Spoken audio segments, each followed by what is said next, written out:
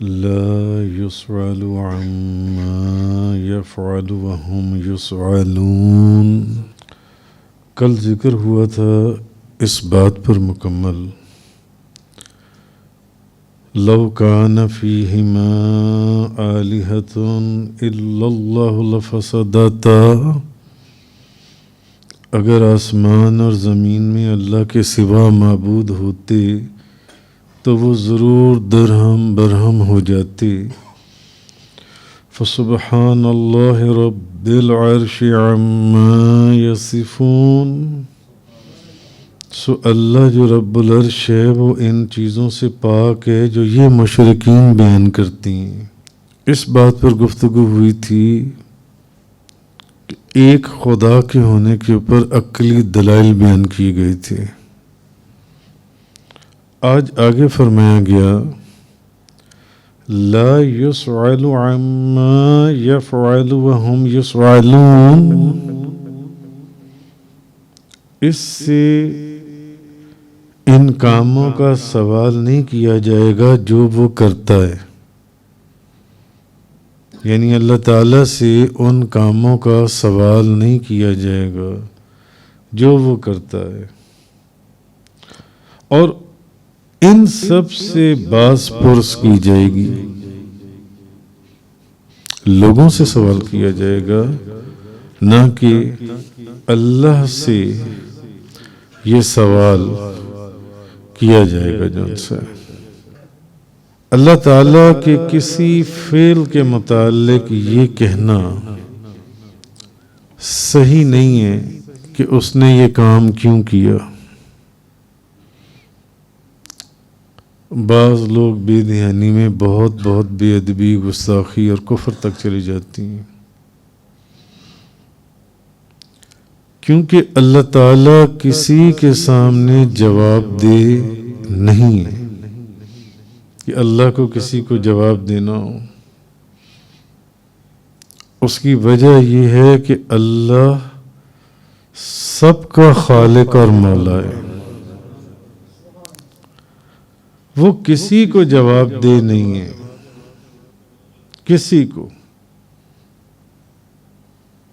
اور اس سے کوئی بندہ یہ سوال نہیں کر سکتا کہ کوئی مخلوق میں سے کہ اس نے یہ کام کیوں ایسا کیا۔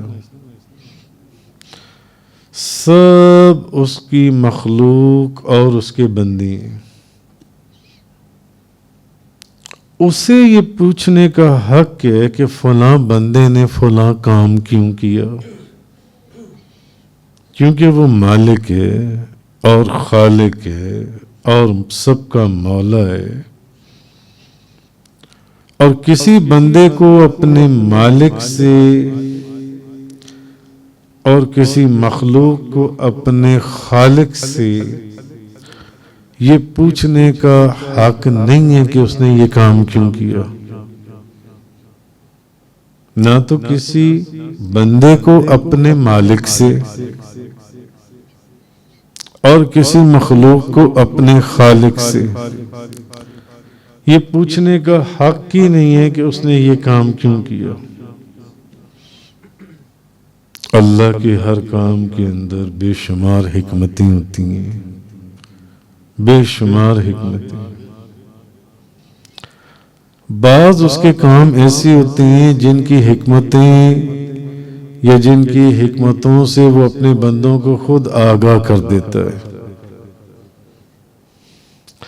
اور بعض اس کے کام ایسے ہوتے ہیں جن کی حکمتوں سے اس کے رسول اور اس کے محبوب نبی کریم صلی اللہ علیہ وسلم آگاہ کر دیتی ہیں کہ ان کاموں کے اندر یہ حکمتیں رکھی گئی ہیں، اور انسان کے بس کی بات نہیں ہے کہ وہ اللہ کے کاموں کی حکمتوں کا اپنے علم کے مطابق احاطہ کر سکے، انسان کے بس میں نہیں ہے، کیونکہ انسان کا علم بہت ہی محدود ہے، اور اس کی قدرت کے اندر ہے، اللہ کی قدرت کے اندر۔ مثلا حضرت اللہ تعالیٰ نے حضرت آدم علیہ السلام کو اپنا نائب اور خلیفہ بنایا تو فرشتوں نے چاہا کہ ہمیں اس کی حکمت تو بتائی جائے کہ آدم کو خلافت کا تاج جو ہے وہ آدم کے سر پر. اب اللہ نے ان کو اس چیز کی حکمت بتائی، یعنی خلیفہ جس کو خلافت دی جاتی ہے اور نائب، اس کے لیے ضروری ہے کہ اس کا علم دوسروں سے زیادہ ہو. جس کو خلیفہ بنایا جا رہا ہے اس کا علم دوسروں کی بنسبت زیادہ ہو. تو جب فرشتوں نے اس چیز کی حکمت کو جاننا چاہا کہ آدم کے سر پر خلافت کا تاج، تو ان کو بتایا گیا کہ آدم کا علم تم سب سے زیادہ ہے، کیونکہ جن چیزوں کے نام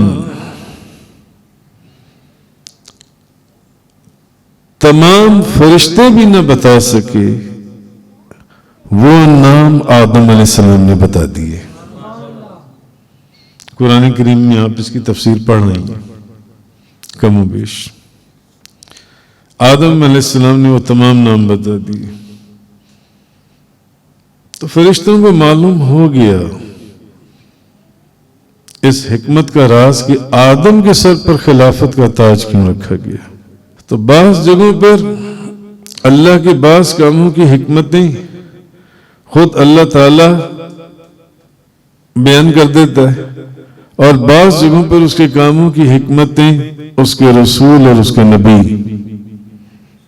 وہ بیان کر دیتی ہیں، وہ بتا دیتی ہیں کہ اس کام کے اندر یہ حکمت تھی. مثلا اب ایک اور مثال سمجھانے کے لیے، ایک مثال میں نے آپ کو اللہ کے حوالے سے دے دی کہ اللہ اپنے کاموں کی حکمتوں کو خود واضح کر دیتا ہے اپنے انسانوں، اپنے بندوں پر. اب دوسری مثال کہ کسی جگہ پر اللہ کے رسول اس کو بیان کر دیتے ہیں. اللہ تعالی نے حضرت زید بن حارثہ کی جو متعلقہ ڈائیورسڈ وومن کہ زید بن حارثہ کی جو متعلقہ تھیں ان سے آپ کا نکاح کر دیا تھا. ایسے ہی ہے، آپ لوگ احادیث میں سیرت کی کتابوں میں وہ بڑا تفصیل سے واقعہ لکھا ہوا ہے، تاکہ نبی کریم صلی اللہ علیہ وسلم کی زندگی میں یہ مثال، یہ اگزامپل ایک قائم ہو جائے کہ جو منہ بولا بیٹا ہوتا ہے وہ حقیقی بیٹا نہیں ہوتا. جو منہ بولا بیٹا ہوتا ہے وہ حقیقی بیٹا نہیں ہوتا. تو حضرت زید حضور کے منہ بولے بیٹے تھے، حقیقی بیٹے تو نہیں تھے نا. منہ بولا بیٹا حقیقی بیٹا نہیں ہوتا. تو اگر منہ بولا بیٹا اپنی بیوی کو طلاق دے دے تو اس سے نکاح کرنا جائز، اس سے نکاح کرنا جائز. اسی لیے اللہ تبارک و تعالیٰ نے سورۃ الاحزاب کے اندر، سورۃ الاحزاب کی آیت نمبر 37 کے اندر فَلَمَّا قَضَى زَيْدٌ مِّنْهَا وَطَرًا زَوَّجْنَاكَهَا لِكَيْ لَا يَكُونَ عَلَى الْمُؤْمِنِينَ حَرَجٌ فِي أَزْوَاجِ أَدْعِيَائِهِمْ إِذَا قَضَوْا مِنْهُنَّ وَطَرًا وَكَانَ أَمْرُ اللَّهِ مَفْعُولًا. پس جب زید نے اس عورت سے اپنی حاجت پوری کر لی تو ہم نے اس سے آپ کا نکاح کر دیا تاکہ مسلمانوں پر اپنے منہ بولے بیٹوں کی بیویوں سے نکاح کے معاملے میں کوئی مشکل نہ پیش آئے، کہ کہیں کوئی یہ سمجھ لے کہ جو میرا منہ بولا بیٹا ہے اس کی بیوی سے نکاح بھی جو ہے وہ حرام ہو گیا۔ نہیں، ایک قانون کو، شریعت کے قانون کو وضع کرنے کے لیے، ایک چیز سمجھانے کے لیے، ایک چیز بتانے کے لیے نبی کریم صلی اللہ علیہ وسلم نے اپنے اس عمل سے اپنی امت کو یہ چیز بتا دی کہ منہ بولے بیٹا جو ہے وہ حقیقی بیٹا نہیں ہے۔ وہ اگر اپنی بیوی کو طلاق دے دے تو اس سے نکاح کرنا جائز ہے۔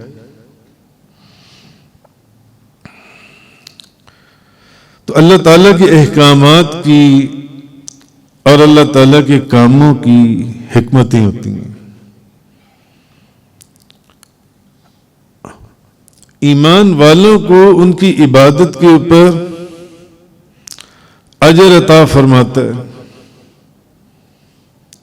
اور یہ حکمت اللہ کا فضل ہے، اللہ کے فضل کا اظہار ہے کہ وہ ایمان والوں کو ان کی عبادتوں کے اوپر اجر عطا فرماتا ہے، اور کافروں کو عذاب دینے کی حکمت جو ہے کہ کافروں کو جو عذاب دینے، یہ اللہ کے عدل کا اظہار ہے۔ اس میں اللہ کے عدل کے اظہار کی حکمت ہے، اور مومنوں کو ان کی عبادت پر اجر عطا فرمانا یہ اللہ کے فضل کے اظہار کی حکمت ہے، اور کافروں کو عذاب دینا اس کے عدل کے اظہار کی حکمت ہے۔ پھر جو گناہگار مسلمان ہیں، گناہگار مسلمان، ان کے حق میں انبیاء کرام اور مقربین اور اولیاء کرام کی شفاعت قبول کرنے میں اس کے یعنی اپنے نیک بندوں کے اعزاز اور اکرام اور ان کی عزت اور ان کی بزرگی کو ظاہر کرنے کی حکمت ہے کہ جو گناہگار مسلمان ہیں، گناہگار مسلمان،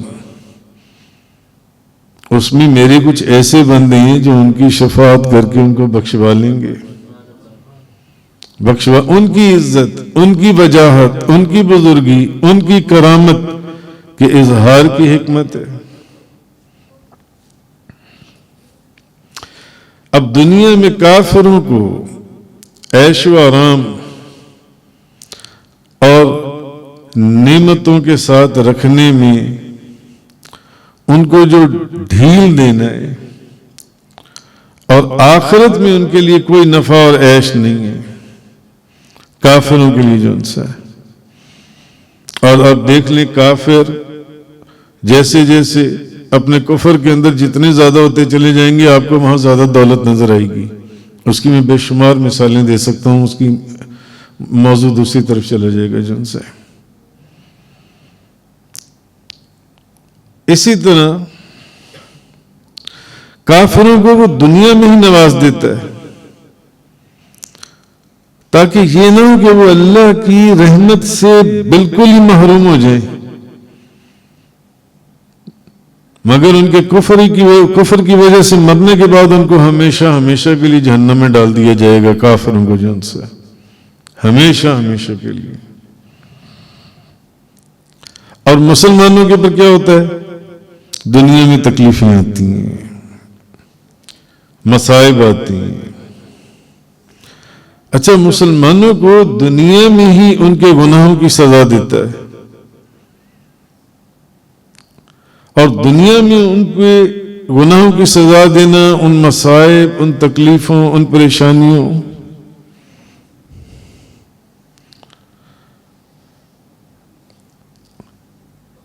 اس کے اندر بھی بے شمار حکمتیں ہیں اللہ تعالیٰ کی، تاکہ ان کے آخرت میں پھر ہمیشہ ہمیشہ کے لیے ان کو جنتیں عطا فرما دی جائیں۔ مسلمانوں کو اس میں یہ حکمت ہے۔ تو بے شمار حکمتیں، بے شمار مصلحتیں، اور اللہ تعالیٰ کی حکمتوں کو جاننا یہ کوئی ضروری نہیں ہے، کیونکہ وہ مالک الاطلاق ہے اللہ تعالیٰ جن سے وہ اپنے بندوں کے ساتھ جو معاملہ چاہے کرے، جو چاہے معاملہ کرے، کسی کو سوال کرنے یا اعتراض کرنے کا حق حاصل ہی نہیں ہے کہ وہ اللہ کی ذات کے اوپر اعتراض کرے یا سوال کرے کہ یہ کام تو نے ایسے کیوں کیا، یہ کام ایسے کیوں نہ کیا گیا۔ اور اللہ تعالیٰ کوئی کام کسی غرض سے نہیں کرتا، کوئی کام جن سے، کیونکہ مفسرین کہتے ہیں جو شخص کوئی کام کسی غرض سے کرتا ہے اس غرض کے پورا ہونے سے اس کی تکمیل ہوتی ہے، اور اللہ تعالیٰ جو کام بھی کرتا ہے وہ بے غرض کرتا ہے، اس کی کوئی غرض نہیں ہے اللہ تعالیٰ کی۔ وہ کسی بات پر جواب دہ نہیں ہے، اس مختصر سی آیت کے اندر فرمایا یہ جا رہا ہے وہ جواب دہ نہیں ہے۔ ہاں لوگوں سے ہر چیز کا سوال کیا جائے گا، وہ مالک ہے مملوک نہیں ہے، وہ خالق ہے مخلوق نہیں ہے۔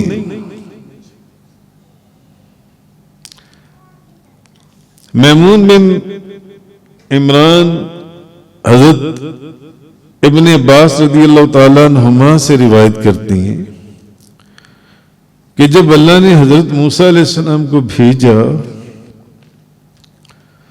اور ان پر تورات کو نازل کیا حضرت موسیٰ علیہ السلام پر، تو موسیٰ علیہ السلام نے کہا کہ اے اللہ، بے شک تو رب عظیم ہے، اگر تو چاہے تو تیری اطاعت کی جائے، اگر تو چاہے کہ تیری اطاعت کی جائے تو تیری اطاعت کی جائے گی۔ موسیٰ علیہ السلام نے کہا، موسیٰ علیہ السلام نے کہا اگر تو چاہے کہ تیری اطاعت کی جائے تو تیری اطاعت کی جائے گی، اور اگر تو چاہے کہ تیری نافرمانی کی جائے تو تیری نافرمانی کی جائے گی۔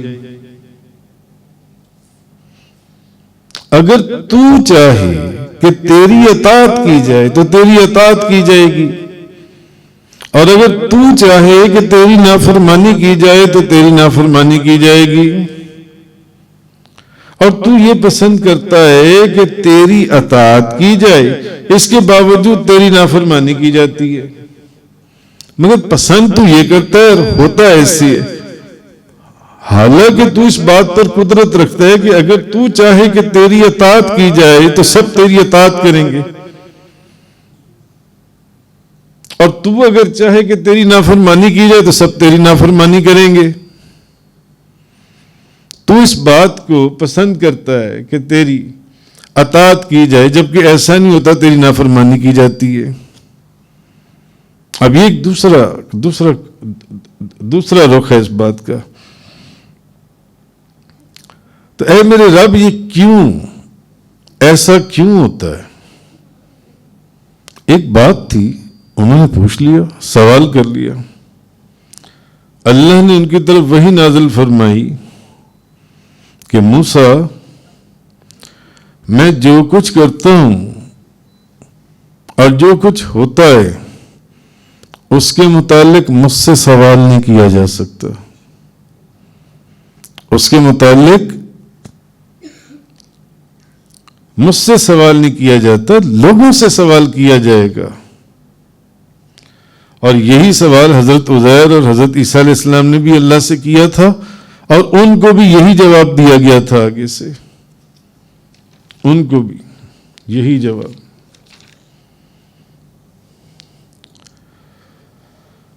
امام ابو جعفر محمد بن جریر طبری لکھتے ہیں کہ اللہ تعالیٰ اپنی مخلوق میں جو کچھ تصرف فرماتا ہے، کسی کو زندگی دیتا ہے، کسی کو موت دیتا ہے، کسی کو زندگی دیتا ہے، کسی کو موت دیتا ہے، کسی کو ملک دیتا ہے، کسی سے ملک چھین لیتا ہے. قل اللہم مالک الملک تؤتی الملک من تشاء وتنزع الملک ممن تشاء وتعز من تشاء وتذل من تشاء. جس کو چاہے عزت دیتا ہے، جس کو چاہے ذلت دیتا ہے. بیدک الخیر، ساری بھلائی تو اس کے ہاتھ میں ہے، کیونکہ انک علی کل شیء قدیر، وہ ہر چیز پر قادر ہے.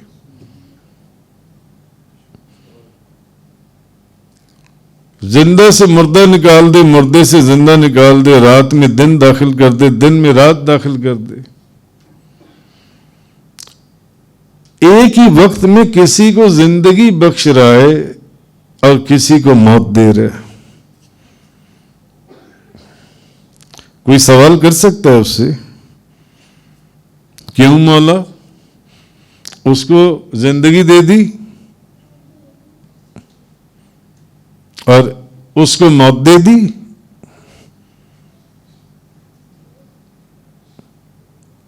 یہ کیا ہے؟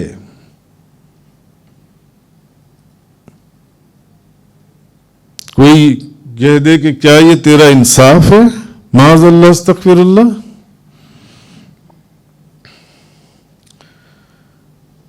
ایک ہی وقت میں کسی کے لیے عزت کے دروازے کھول رہے ہیں اور کسی کے لیے ذلت کے دروازے کھولے جاتے ہیں.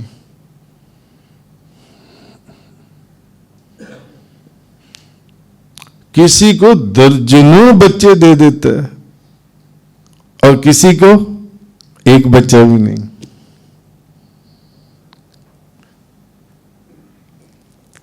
کسی کو ایک بچہ بھی نہیں. تو اللہ سے کسی بات کے متعلق سوال نہیں کیا جائے گا، نہ کوئی سوال کر سکتا ہے، کیونکہ سب اس کی مخلوق ہے اور اس کی مملوک اور غلام ہے، اور سب اس کی زیر سلطنت اور زیر حکم ہے اس کے.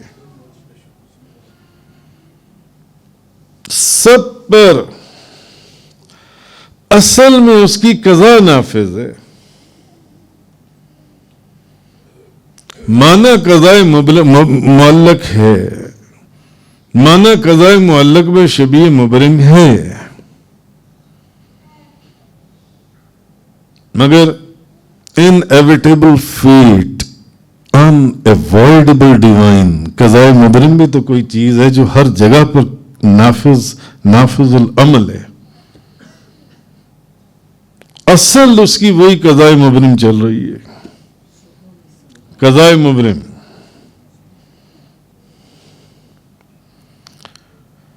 کیونکہ اس کے اوپر کوئی ہستی ہے ہی نہیں جو اس سے سوال کر سکے. سوال تو وہ کرے گا نا جو اس سے اوپر ہو.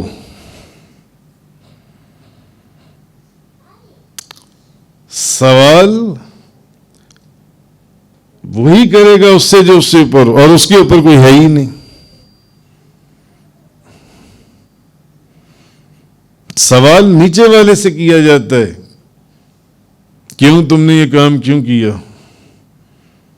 کیوں ایسا کیا، کیوں ایسا کیا، کیوں اس راستے پر چلے، کیوں اس راستے پر نہیں چلے. تو زمین اور آسمان میں جو بھی مخلوق ہے وہ سب اس کی مخلوق، اس کے بندے ہیں. سب سے ان کے متعلق، ان کے اعمال کے متعلق سوال کیا جائے گا. نہ صرف سوال کیا جائے گا، ان کا حساب بھی لیا جائے گا، کیونکہ وہ سب کا مالک اور معبود ہے. معبود یعنی کرکس یہ ہوا کہ اللہ کی عظمت اور شان یہ کہ وہ جو کام بھی کرتا ہے اس کے متعلق اس سے سوال نہیں کیا جا سکتا، کیونکہ وہ حقیقی مالک ہے، جو چاہے کرے. جسے چاہے عزت دے، جسے چاہے ذلت دے، جسے چاہے سعادت دے، جسے چاہے بدبخت بنا دے، وہ سب کا حاکم ہے، اس کا کوئی اوپر حاکم ہے ہی نہیں۔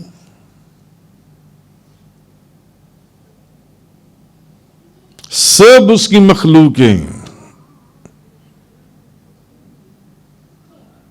وہ کافر ہیں، وہ مسلمان ہیں، وہ اولیاء ہیں، وہ انبیاء ہیں، سب اس کی مخلوق ہیں۔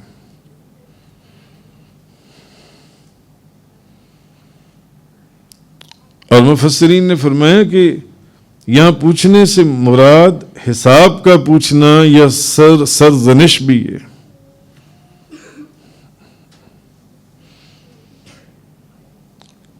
کسی مخلوق میں یہ ہمت نہیں ہے اور یہ جرت بھی نہیں ہے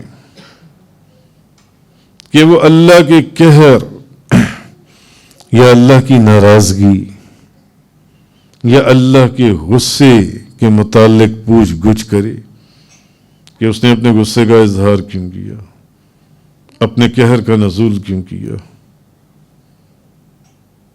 اور ناراضگی والا معاملہ کیوں ہوا۔ پوچھ گچھ کرے گا، مگر کون کرے گا؟ اللہ کرے گا ہر ایک سے۔ ہاں، یہ مفسرین نے کہا ہے کہ اطمینان قلب یا کسی چیز کی حقیقت کو معلوم کرنے کے لیے صرف اطمینان قلب کہ اور یقین پکا ہو جائے اللہ کے اوپر، اپنے خالق کے اوپر، یا کسی چیز کی حقیقت کو معلوم کرنے کے لیے ایسی صورت میں جو ان سے صرف سوال کیا جا سکتا ہے، جیسے کہ قرآن کریم کے اندر حضرت ابراہیم علیہ السلام کا فقط اطمینان قلب تاکہ ان کا یقین اور ایمان اور پکا اور مضبوط ہو جائے کہ یا اللہ تم مردوں کو زندہ کیسے کرتا ہے۔ سوال نہیں تھا، وہ جو سوال جس کانٹیکسٹ میں ابھی پچھلی ساری گفتگو ہوئی اس کانٹیکسٹ اور پرسپیکٹو کے اندر مخلوق میں سے کوئی بندہ اس کی بارگاہ میں سوال نہیں کر سکتا کہ تو نے یہ کام کیوں ایسا کیا۔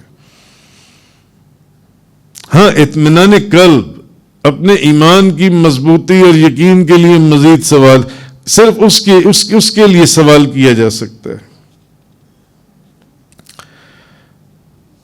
کہ تم مردوں کو زندہ کرنے کا سوال کرنا جو قرآن میں آپ پڑھ رہے ہیں،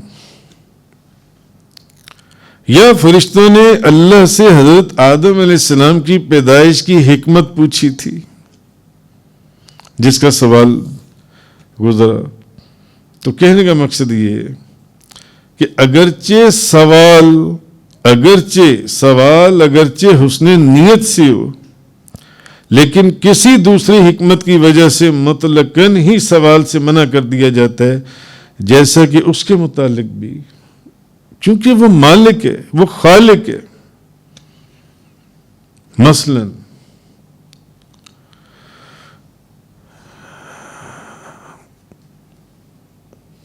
فرشتوں نے بھی تو سوال کیا تھا نا، معاملے کی حقیقت کو جاننے کے لیے، اور شیطان نے بھی سوال کیا، ابلیس نے بھی سوال کیا حضرت آدم علیہ السلام کے اوپر۔ اس نے سوال کیا نا، اس نے کہا میں کیوں سجدہ کروں جس کو تو مجھے کہہ رہا ہے، جس کو تو نے بجتی ہوئی مٹی سے پیدا کی ہے۔ میں اس نے ایک سوال جڑ دیا، اس نے ایک سوال آگے سے۔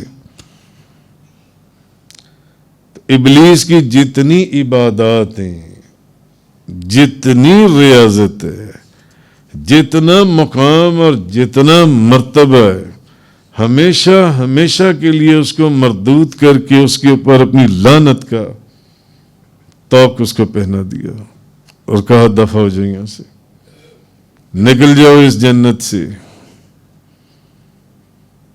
اس جنت کے اندر شیطان اور ابلیس کا کام ہی نہیں ہے. ہمیشہ ہمیشہ کے لیے اس کو اس جگہ سے نکال دیا گیا جو اصل آستانہ مقدس ہے انبیاء اور اولیاء کا، جہاں پر تمام انبیاء اور اولیاء کا مسکن ہوگا. ہمیشہ ہمیشہ کے لیے اس کو نکال دیا گیا کہ تمہاری اس جگہ، تمہارا اس جگہ، تمہارا اس جگہ کے اوپر، اس مقام پر کوئی جگہ ہی نہیں ہے. تو جب اللہ کی پیدا کی ہوئی مخلوق پر اس نے کیا سوال، اس نے سوال آدم علیہ السلام کے متعلق ہی کیا تھا نا. آدم علیہ السلام کے متعلق اس نے سوال کیا تھا. تو جب اللہ کی پیدا کی ہوئی مخلوق پر اس کے سوال کرنے کا اس کو یہ انجام حاصل ہوا، تو جو اللہ کے افعال اور اللہ کے کاموں پر سوال کرنے والی ہیں، ان کا کیا حال ہونے والا ہے. اب آپ بات سمجھی ہوں گی.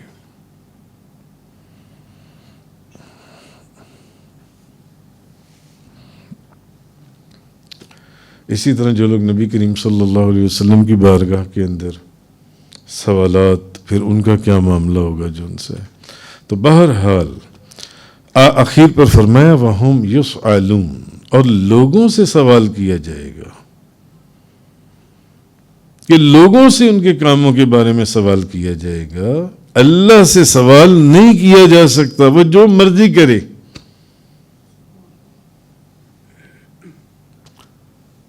وہ ایک ہی جگہ پر ایک بندے کو مار دے، دوسرے کو زندہ کر دے، ایک کو رزق کا دروازہ کھول دے، دوسرے کے لیے رزق کا دروازہ بند کر دے، کسی کے لیے عزت کا دروازہ کھول دے، کسی کے لیے ذلت کا دروازہ کھول دے. اس سے کوئی سوال نہیں کیا جاتا کہ تو نے ایسا کیوں کیا. ہاں، لوگوں سے سوال کیا جائے گا. وَهُمْ يُسْأَلُونَ، لوگوں سے سوال کیا جائے گا. لوگوں سے ان کے کاموں کے بارے میں پوچھا جائے گا کہ تم نے یہ کام کیوں کیا، بتاؤ. میں نے تمہیں منع کیا تھا کہ ایسا نہ کرنا، میں نے تمہیں منع کیا تھا کہ ایسا نہ کرنا، میں نے تمہیں منع کیا تھا کہ ادھر کو نہ جانا. لوگوں سے سوال کیا جائے گا قیامت کے دن. کیوں کیا جائے گا؟ سب اس کے بندے ہیں اور اس کی ملکیتیں. ہم اس کے بندے ہیں اور ہم اس کی ملکیتیں. وہ مالک ہے ہمارا. وہ جو چاہے، جو سوال کرے، جو جیسا چاہے، ہم اس کے کرنے کے پر پابند ہیں. ہمیں سر تسلیم خم کرتے ہوئے اس کو قبول کرنا چاہیے. اور جہاں ہم اس کو قبول نہیں کریں گے، الیاذ باللہ معاذ اللہ، جیسا کہ میں نے آپ کو ابلیس کی مثال سنائی، کتنے مقامات، کتنے مرتبے، کتنی شانیں، کتنی بزرگیاں ہمیشہ کے لیے مردود اور لعنت اس کے گلے کے اندر ڈال دی گئی اور کہا دفع ہو جائیں یہاں سے. اس مبارک اور مقدس مقام پر تمہارے لیے کوئی جگہ نہیں ہے. تم بھی نکلو اور اپنی ساری اولاد کو لے کر یہاں سے نکل جاؤ. جتنی ابلیس کی اولاد سب دفع ہو جاؤ یہاں سے. تم اس جنت میں، تمہارے لیے کوئی جگہ نہیں ہے. تو کیونکہ سب اس کے بندے اور اس کی ملکیت ہیں اور سب پر اس کی اطاعت اور فرما برداری لازم ہے. تو اب اس آیت سے بظاہر بڑی مختصر سی آیت ہے، چند الفاظ کی، اللہ کی وحدانیت کی ایک اور دلیل بھی معلوم ہوتی ہے کہ جب سب اللہ کی ملکیت ہیں، جو بات کل ہوئی تھی کہ تم جو اتنے خدا بنا کر بیٹھے ہوئے ہو، کہیں مٹی کا، کہیں پتھر کا، کہیں سونے کا، کہیں چاندی کا خدا بنا کر خود ہی اپنے ہاتھوں سے توڑتے ہو، تراشتے ہو اور پھر اس کو پوجنا شروع کر دیتے ہو. جو اپنی شکل بنانے پر خود قادر نہیں، وہ تمہاری شکل کیا بنائے گا؟ تو اس آیت سے جن سے اللہ تعالیٰ کی وحدانیت کی ایک اور دلیل بھی معلوم ہوتی ہے. لا يسأل عما يفعل وهم يسألون. اللہ سے اس کام کے متعلق سوال نہیں کیا جاتا جو وہ کرتا ہے، لوگوں سے سوال کیا جائے گا. تو اللہ کی وحدانیت کی ایک دلیل یہ بھی ہے کہ کل اس بات پر گفتگو ہوئی تھی کہ ایک خدا کے اوپر عقلی دلائل کا بیان. جب سب کچھ اللہ تعالیٰ کی ملکیت ہے، جب سب کچھ اللہ تعالیٰ کی ملکیت ہے، سونا بھی، چاندی بھی، پتھر بھی، مٹی بھی، جس کو یہ خدا بناتی ہیں، تو جب سب کچھ اس کی ملکیت ہے تو ان میں سے کوئی خدا کیسے ہو سکتا ہے؟ وہ تو اسی کی ملکیت میں سے چیزوں کو لے کر انہی کو خدا بنا کر بیٹھی ہیں. ان میں سے کوئی خدا کیسے ہو سکتا ہے؟ یہ نہیں ہو سکتا کہ ایک چیز ایک ہی وقت میں مالک بھی ہو اور مملوک بھی. نہیں، مالک ایک ہی ہے اور خدا ایک ہی ہے. یہ اللہ کی وحدانیت کے اوپر یہ آیت بذات خود ایک بہت بڑی دلیل ہے. کل کے جو دلائل تھے وہ تو ایک عقلی دلائل تھے سمجھانے کے لیے. وآخر دعوانا الحمدللہ رب العالمین. تفسیر قرآن کا یہ لیکچر انگلش میں سننے کے لیے براہ کرم ڈسکرپشن میں موجود لنک پر کلک کریں.